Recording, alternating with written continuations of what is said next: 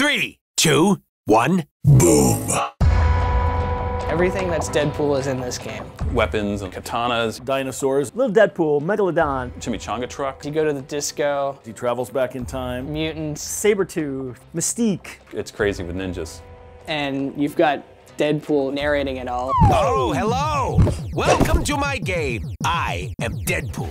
It's based on the character Deadpool from the comic book. The popularity of the character got so great in the world that he's ready for his own pinball machine. Deadpool is the kind of character that the irreverence of the character lends itself to having some fun. That's what I'm talking about. I love Deadpool, and historically, he's done everything. And so there's his life, his loves, his foes, the insanity inside his head. You know, that all gave us freedom to create this big mix of stuff. You know, music, visuals, the pixel art, the 80s sounds. Every game designer you talk to, I think, will tell you that, you know, it's all about easy to learn, hard to master. I wanted simple toys, simple ball interactive stuff, and I hadn't really done a game where I was very focused on the flow of the playfield or the shots for a while. And so in Deadpool, I did that. Deadpool's got a lot of interesting ideas put into it. You've got different shots you've never seen. You've got a really interactive toy right in the middle. And you've got this shot on the left flipper, shoots the right side of the playfield to feed a side ramp. The ball gets whipped around this wire form up this side ramp, and it actually crosses through the playfield unguided by anything into the ninja lock. It's a very satisfying shot. It's not easy, but when you make it, it's like, oh man, that's awesome.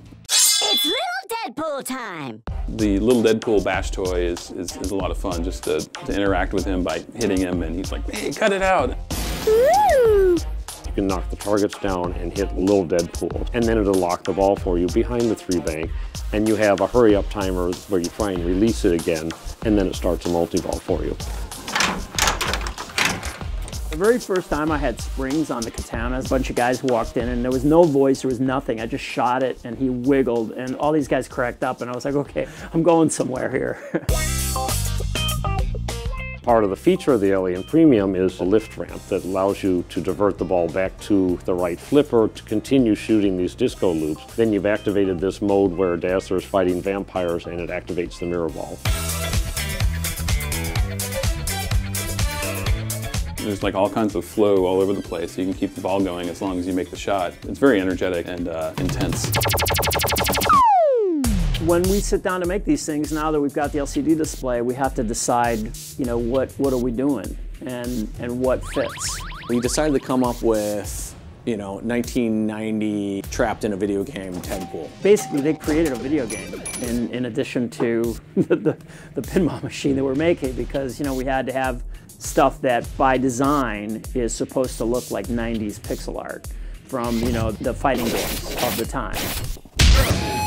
Funny thing is, limitations are what drove the look of those games. Limited color palettes, smoothing out shapes and things like that. And now we have like 3D characters and then we shoot them through a pixel pipeline.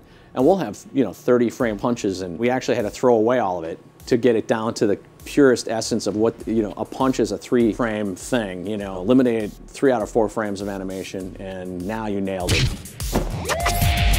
Anytime you go into a battle or a quest in the game, you're actually going to see a video game being played that reacts completely to the way you play the game. Battle is lit at the Scoop. You choose who you're going to fight against, and then they start fighting. Battle! When you make shots, Deadpool is hitting Sabretooth, and he's taking his health down. And then you have this opportunity to make a final shot that's going to cash out a bunch of points. And you make that shot, and it's a big knockout! Deadpool wins! The fun part to me is looking at these things and thinking, what should they sound like? Every switch and every button on the playfield has to have a sound. So there are over 70 pieces of music in the game, and then over 300 sound effects, and over 3,000 speech calls. It's not that big of a deal. There's some funny sounds on Deadpool, and there's some classic pinball sounds in there too. Very chunky, low bit kind of stuff, and it's mixed in also with music. There are 4 original songs that have vocals that were written specifically for the game. There's a rap song, a country song, a metal song, and an R&B song. Oh yeah. Let's talk about Deadpool, baby. I'm Deadpool, I'm a cool guy, I'm gonna make this mixtape for myself. And it's all music about me. Say my name, Deadpool. Say my name one more time, cause it sounds cool.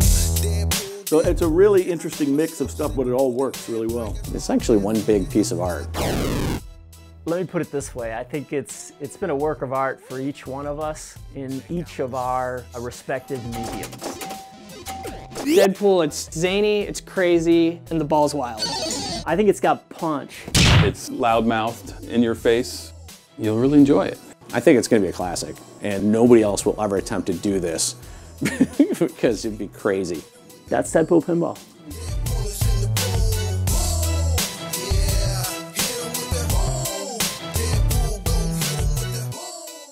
That was awesome!